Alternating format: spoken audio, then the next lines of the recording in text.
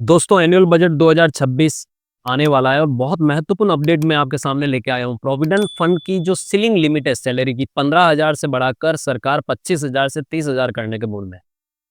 अगर ऐसा होता है तो भारत के करोड़ों लोगों के सैलरी के ऊपर इसका इफेक्ट पड़ेगा, उनके पीएफ अकाउंट पे इसका इफेक्ट पड़ेगा और उनके जो रिटायरमेंट फंड है, कॉर्पस है, उसके ऊपर बहुत बड़ा इफेक्ट पड़ेगा। आज की इस वीडियो में मैं आपको इसी महत्वपूर्ण टॉपिक के ऊपर थोड़ा डिटेल में डिस्कस करेंगे कि अगर ऐसा होता है तो हम हमारी सैलरी पर किस तरीके का इफेक्ट हमें आगे भविष्य में देखने को मिलेगा। देखिए, आपको एक और चीज बता देता हूँ कि सर आप ये जो न्यूज बता रहे हैं इसकी कितनी ऑथेंटिसिटी है। तो मैं आपको ये बता दूं कि ये मैंने एक महत्वपूर्ण मीडिया सोर्स से ये न्यूज उठाई है और अ, करोड़ों कर्मचारी को गवर्नमेंट सामाजिक सुरक्षा कवरेज देने के हिसाब से उनकी सैलरी लिमिट को बढ़ाने की योजना कर रही है। लास्ट सैलरी लिमिट बढ़ी थी 2014 में, याद रखिएगा। तो लगभग 12 साल हो गए। पीएफ की जो सीलिंग लिमिट है उसको गवर्नमेंट ने नहीं बढ़ाया और अब तो सुप्रीम कोर्ट ने भी सेंट्रल गवर्नमेंट को ये विचार करने के लिए बोल दिया है कि भैया आप जो जो हमारी लेबर मिनिस्ट्री है उनको कि 4 महीने के अंदर अंदर आप इस लिमिट की समीक्षा करें और इसको बढ़ाएं 25,000 करने तक का। तो सुप्रीम कोर्ट ने भी यहाँ पर केंद्र सरकार को बोल दिया है। इससे जो प्रभाव पड़ने वाला वो ये पड़ने वाला कि आपकी जो टेक होम जो सैलरी होती है, जो इन हैंड सैलरी हर महीने आपको मिलती है, वो आपकी घट जाएगी, लेकिन आपका पेंशन कवरेज दायरा बढ़ेगा। साथ ही साथ ना आपका रिटायरमेंट जो फंड है वो आपको बढ़ेगा, यानी रिटायरमेंट के वक्त आपका जो प्रोविडेंट फंड और जो पेंशन का पैसा है वो आपको बढ़कर मिलेगा बेसिकली। तो थोड़ा सा मैं इसकी प्रैक्टिकल पार्ट पे डिस्कस करता हूँ और आप में से जो लोग प्रोविडेंट फंड की वर्तमान लिमिट और पीएफ की डिडक्शन के बारे में नहीं जानते उनको थोड़ा सा मैं यहाँ पर बताने की कोशिश करूंगा कि इसके नियम क्या है। चलिए मैं एक कंपैरिजन चार्ट पे लेके आ जाता हूँ आपको। सबसे पहले मैं आपको ये बताना चाहूंगा कि पीएफ का नियम क्या कहता है। सब प्रोविडेंट फंड आपकी बेसिक सैलरी प्लस डीए, महंगाई भत्ता, दोनों का जो कॉम्बिनेशन होता है जिसे हम सैलरी वर्ड बोलते हैं, उसके ऊपर डिडक्ट होता है। और वर्तमान में जैसे 12% इसकी रेट है, 12% सपोज। इसका मतलब ये हो गया कि सोचिए आपकी अभी वर्तमान में सैलरी 15,000 है, जो कि 15,000 की सीलिंग लिमिट के हिसाब से बता रहा हूं मैं। 15,000 का 12% आपकी सैलरी में से आपका बॉस डिडक्ट कर लेगा, यानी 1,800 रुपए कट जाएंगे। हर कंपनी को प्रोविडेंट फंड काटना मैंडेटरी है अगर उसके एम्प्लॉय की सैलरी 15,000 से कम है। तो याद रखिएगा, ऑप्शनल नहीं है, मैंडेटरी। ऑलराइट, तो 15,000 का 12% 1,800 रुपए आपकी सैलरी में से काट लिया जाएगा। इतना का इतना, यानी आप समझ लीजिए 15 में से 1,800 माइनस हो गए, आपको इन हैंड सैलरी उतनी मिलने वाली है।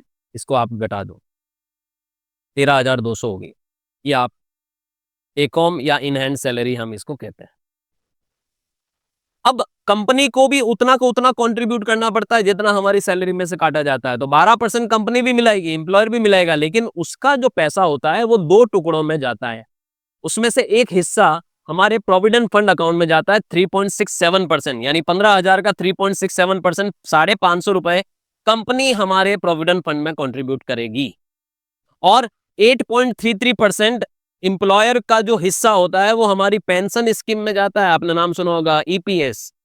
तो प्रोविडेंट फंड को हम ईपीएस ईपीएफ कहते हैं, पेंशन को ईपीएस कहते हैं। तो आपके लिए कंपनी जो कंट्रीब्यूट कर रही है उसमें से 8.33% आपके पेंशन फंड में पैसा जाता है, यानी 15,000 का 8.33% होता है 1,250। अगर मैं इन तीनों को जोड़ दूं, आपका जो काटा गया हिस्सा है, हमारी सैलरी में से जो डिडक्ट किया गया वो डिडक्शन है, हमारे लिए जो कंट्रीब्यूशन एम्प्लॉयर ने किया है, तो ये दोनों कंट्रीब्यूशन के एग्जांपल है। तो टोटल मिला के मेरे प्रोविडेंट फंड अकाउंट में मेरा जो पीएफ का जो मंथली डिपॉजिट हो रहा है उसमें 3,600 रुपए जाके जुड़ रहा है। मेरे 15,000 सैलरी है, 3,600 रुपए की मेरी कहीं ना कहीं बचत हो रही है, जो मैं भविष्य में अपनी जरूरतें पूरी करने के लिए प्री मैच्योर विड्रॉल भी कर सकता हूँ, यानी एडवांस भी ले सकता हूँ पीएफ अकाउंट के अगेंस्ट में, या फिर मैं रिटायरमेंट के वक्त लूंगा तब मुझे एक हैंडसम अमाउंट भी मिलेगा, टैक्स बेनिफिट भी मिलेगा, और साथ में इतने सारे मेरे और मेरे एम्प्लॉयर के कंट्रीब्यूशन पे ब्याज भी मिलेगा।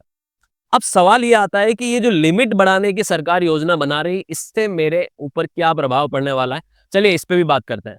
सोचिए अगर ये लिमिट बढ़ाकर 30,000 कर दी जाए तो इससे क्या होने वाला है। अगर 30,000 होती है लिमिट तो मेरा 30,000 की सैलरी पे 12% कटेगा, जबकि अभी वर्तमान में जो नियम है उसमें 15,000 से अधिक सैलरी पर आपको ऊपर के अमाउंट पर प्रोविडेंट फंड डिडक्ट करना मैंडेटरी नहीं होता। अगर आप एक न्यू एम्प्लॉय है और फर्स्ट टाइम अगर आप किसी कंपनी को ज्वाइन कर रहे हैं, तो कंपनी अगर आपकी सैलरी 15,000 से ज्यादा है तो आप चाहें तो उस केस में कंपनी को फॉर्म 11 भर के ये बोल सकते हैं कि मेरे को प्रोविडेंट फंड नहीं कटवाना है, तो कंपनी आपका पीएफ अकाउंट नहीं खोलेगी और पीएफ नहीं काटेगी। 15,000 से नीचे पे मैंडेटरी, ऊपर पे मैंडेटरी नहीं है।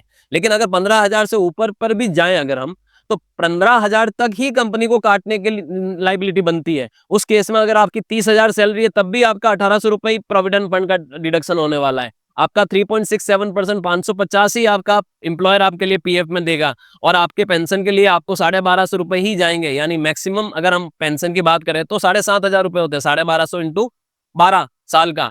तो आपका पेंशन फंड एक लिमिटेड अमाउंट जितना ही बनेगा, आपका पीएफ अकाउंट एक लिमिटेड अमाउंट जितना ही बनेगा, जबकि आपकी मंथली सैलरी जस्ट डबल है, क्योंकि कंपनी के लिए अनिवार्य सिर्फ 15,000 की बेसिक सीलिंग लिमिट है। अब अगर गवर्नमेंट बढ़ाती है, इस लिमिट को 30 करती है, तो कंपनी को 30,000 पे 12% काटना पड़ेगा। बड़ी बड़ी कंपनियां क्या करती हैं, एमएनसीज, वो तो एक्चुअल सैलरी के ऊपर ही कैलकुलेशन करती है। लेकिन जो छोटे एम्प्लॉयर होते हैं वो हमेशा इस सीलिंग लिमिट के ऊपर डिडक्शन करते हैं या कॉन्ट्रीब्यूशन करते हैं, याद रखिएगा। तो ऐसे केस में 30,000 का 12% यानी 3600 का आपका पीएफ में डिडक्शन हो जाएगा। 30,000 का 3.67% 1,100 रुपए का आपका एम्प्लॉयर आपके लिए कंट्रीब्यूट करेगा। और सबसे बड़ी बात है 30,000 का 8.33% यानी आपके पेंशन फंड के लिए भी ज्यादा अमाउंट यहाँ पर अलोकेट होगा। यानी टोटल मिलाकर आपकी सैलरी अगर 30,000 है तो आपकी monthly PF deposit with including pension आपका 7200 रुपए होगा।